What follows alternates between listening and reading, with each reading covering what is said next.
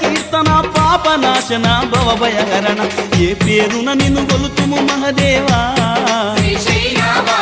ఏ తీరున నిన్ను పూజింతుము దేవా ఏ పేరున నిన్ను గొలుతుము మహదేవా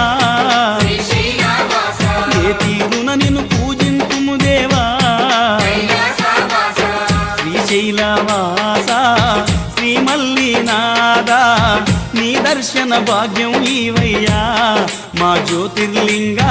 ఈ జన్మకు మోక్షం ఈవయ్యా ఓం జై జగదీశ